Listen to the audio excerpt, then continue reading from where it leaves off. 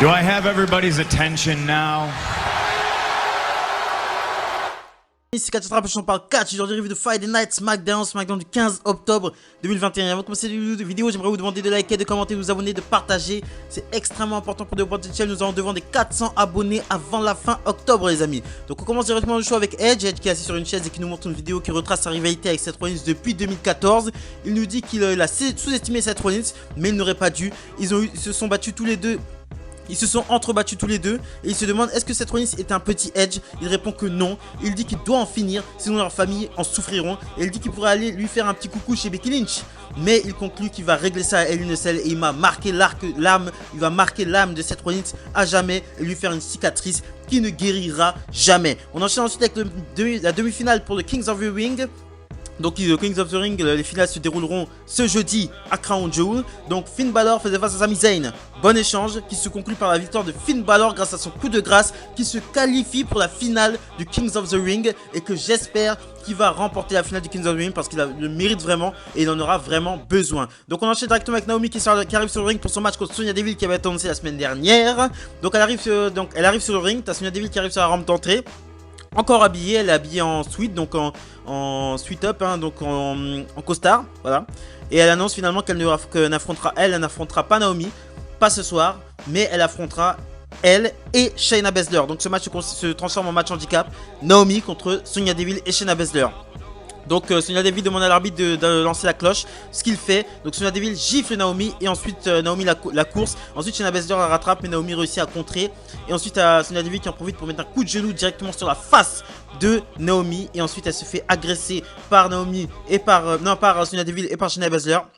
Et Naomi réussit encore à avoir un petit retour, elle essaie de résister, mais Shayna Baszler la prend dans son Kirufuna Clutch pour conclure ce match. Donc la rivalité entre Sonya Deville et Naomi qui est officiellement lancée, qui se finira par un match entre les deux, hein. Donc je pense soit aux series ou soit dans un je sais pas, dans un Elimination Chamber ou je sais pas quoi, mais c'est très intéressant de voir. Sonya Deville est excellente au micro, c'est une excellente heel, c'est une très bonne heel et j'aimerais la voir vraiment dans le main event. Voilà, Naomi elle fait vraiment de la peine, donc c'est vraiment bien, ça va aussi l'aider à relancer sa carrière parce qu'elle était vraiment en bout de course, elle a été vraiment essoufflée à mort. Et c'est très bien, ils en profitent de ce segment pour faire venir Shayna Baszler du côté de SmackDown parce qu'elle vient à SmackDown et que la semaine prochaine c'est la draft. Et on a eu aussi pendant le show, ils nous annonçaient voilà, Sheamus va venir maintenant à SmackDown, Drew McIntyre va venir aussi à SmackDown. Ils nous annonçaient la draft qui prendra effet la semaine prochaine. On enchaîne ensuite avec une petite promo de Sasha Banks qui dit qu'elle est certainement que certains sont nés grands, d'autres atteignent l'excellence, d'autres ont imposé le respect, mais elle a les trois en même temps, elle gagnera à Crown Jewel. On enchaîne directement avec Seth Rollins qui arrive sur le ring pour répondre à Edge. Il dit qu'il n'est ni intimidé ni effrayé par Edge. Il dit que Edge a reconnu que Seth Rollins n'était pas un Edge Little. Il dit que voilà, il est meilleur que lui à tous les niveaux. Il a une meilleure condition physique que lui. Il a l'ascendant psychologique dû à sa victoire au Madison Square Garden. Il dit que Edge a raison sur un point.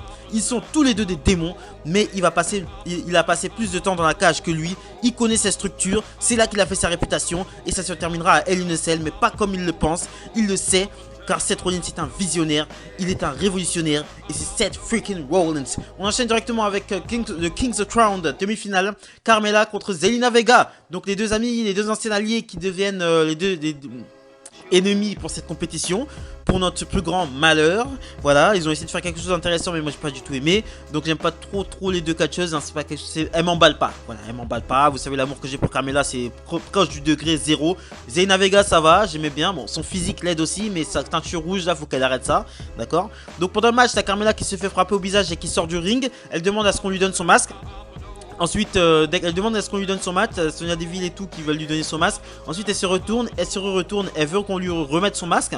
Mais t'as Liv Morgan, c'est Liv Morgan qui a son masque. Et ensuite, Liv Morgan fait fin de menacer Carmella qui remonte sur le ring et qui se prend un roll-up pour la victoire de Zelina Vega qui est au final du King's Crown. Donc Zelina Vega qui monte peu à peu dans la carte depuis son retour. Elle avait au début elle faisait office de jobbeuse et là elle arrive quand même au final du King's Crown demi-finale, donc c'est pas mal du tout. On enchaîne directement avec un street fight, tag team street fight, politique par équipe. Voilà, les Usos contre les Street Profits. Bonne action dans le match, mais quand il y a une stipulation street fight, je m'attends vraiment à plus. Voilà. Ils auraient dû en faire un match normal, ça aurait été excellent aussi. C'était bon, c'était bon. Mais quand on me dit du Street Fight, il y a l'autre côté, t'as AEW qui font vraiment des trucs vraiment hyper violents, vraiment hyper stiff comme à l'ancienne. Et là, t'as AEW qui font des trucs un petit peu enfantins. On voit directement les spots, comment ça va se passer. C'était bon, c'était bon. Ça s'est fini par un... Angelo Dawkins se prend un combo double super kick, double Uso splash pour la victoire de Usos. Les Usos se conservent. Mais c'était prévisible puisque les Street Profits vont du côté de Monday Night Raw et les Usos vont finalement, les New Day vont venir remplacer les Street Profits du côté de SmackDown. Donc c'était un bon match, mais les Street Fight à la WWE, pour moi, ça ne veut plus rien dire. Et même si c'est les deux meilleures équipes de la WWE, j'attends vraiment plus. Voilà. C'est pas pour faire le mec difficile, c'est pas pour faire le mec, ouais, je sais pas quoi, mais quand t'as la AEW qui te sort des trucs de monstres, des Young Bucks contre les Lucha Bros, je crois, dans un style catch match, un chef-d'œuvre absolu. Un chef-d'œuvre de storytelling, un chef-d'œuvre de prise comme elles sont portées, un chef-d'œuvre de tout, un chef-d'œuvre absolu, à part la fin. Juste la fin, là, la fin, ils auraient pu finir un petit peu avant. Pas sur un springboard du dessus de la cage, là, j'ai pas trop aimé. Mais c'était par rapport à la AEW, par rapport à ce que Young Bucks et Lucha Bros sont capables de faire. C'est voilà, j'attends plus. J'attends vraiment plus de la division par équipe de la WWE. Je suis pas satisfait. Il me manque un petit quelque chose parce que la AEW met vraiment la barre très haut et j'aimerais que la WWE aussi mette la barre haute parce que là ils mettent pas la barre haute, je suis désolé. Donc on enchaîne directement avec la Gorilla Position. T'as Becky Lynch qui dit qu'elle est l'excellence. L'excellence c'est d'être invaincu en 1v1 depuis 3 ans. L'excellence c'est d'avoir un bébé et de revenir gagner le titre en un temps record. L'excellence c'est de battre Sasha Banks ce soir et l'excellence c'est de gagner Crown Jewel. Donc on enchaîne Main Event of the Evening. Bianca Belair est au commentaire. Becky Lynch contre Sasha Banks. Donc Sasha Banks fait taper Becky Lynch à l'extérieur du ring avec son bank statement. Sasha Banks domine le match, hein. C'est un bon match. C'est vraiment un bon main event. Voilà, je suis très content de ce que les filles sont capables de faire maintenant. Elles ont vraiment beaucoup évolué dans le storytelling. Elles savent faire un match, elles savent faire un bon match. Et elles nous l'ont prouvé ce soir. Et je suis fier de... Parce que c'était pas gagné, hein. Becky Lynch c'était pas gagné in ring, hein. Moi même avant qu'elle parte c'était pas trop ça. Donc Becky Lynch porte une sorte de crucifix suplex enchaîné d'une clé de bras. Voilà, c'est une prise qu'elle ne porte pas du tout d'habitude. Mais là elle fait vraiment des efforts in ring. Pour moi meilleur match de la soirée. Et ça se finit par un contre sur contre. Un bon enchaînement de contre. Et ensuite t'as Sasha Banks qui réussit à placer son bank statement. Mais t'as Becky Lynch qui réussit à retrouver qui trouve le coin opposé du ring. Donc Sasha Banks est obligé de casser la prise. L'arbitre est en train de parler à Sasha Banks, est en train de la recadrer parce qu'elle est en train de tenir la prise alors que Becky Lynch tenait les cordes. Et pendant ce temps là, t'as Bianca Belair qui essaye de mettre un coup sur le bras de Becky Lynch. Et ensuite Becky Lynch esquive le coup. Donc elle a évité le coup. Et ensuite elle se prend le backstabber qui est officiellement nouveau finisher de Sasha Banks pour la victoire. Donc gros victoire de Sasha Banks qui la met en confiance avant Crown Jewel contre Becky Lynch où elle ira affronter Becky Lynch justement et Bianca Belair pour le titre de championne de SmackDown. On enchaîne directement en signature de contrat entre Roman Reigns et Paul Heyman. Et Roman Reigns et Brock Lesnar. Donc t'as Roman Reigns qui fait son entrée, t'as Brock Lesnar qui le suit derrière.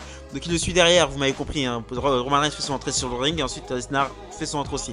Donc Lesnar se fout directement à l'aise, hein, l'épée sur la table, il est en confiance totale. T'as Paul Heyman qui donne le contrat à Roman Reigns qui le signe. Il le donne à Brock Lesnar qui le signe à son tour. Roman Reigns dit que Brock Lesnar est un idiot et un stupide fermier d'avoir signé et un fermier stupide pour avoir signé un contrat sans l'avoir lu. Et t'as Brock Lesnar qui lui répond qu'il l'a déjà lu. Voilà, ce matin.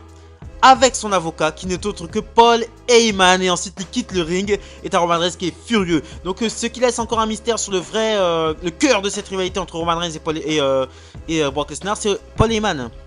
C'est Paul Heyman, on sait pas sur quel pays danser parce qu'il a un contrat. Il bosse pour Brock Lesnar, mais il bosse aussi pour Roman Reigns. Donc ça fait qu'il est le cul entre deux chaises. Et donc il va devoir choisir définitivement son camp à Crown Jewel. Et voilà, donc c'est très intéressant de voir ça. On sait qu'il va gagner, mais j'aimerais voir la manière dont ils vont amener les choses. J'aimerais aussi voir les nouveaux couronnés du Kings of the Ring. Donc là, la Monday Night Raw que je vais vous faire demain.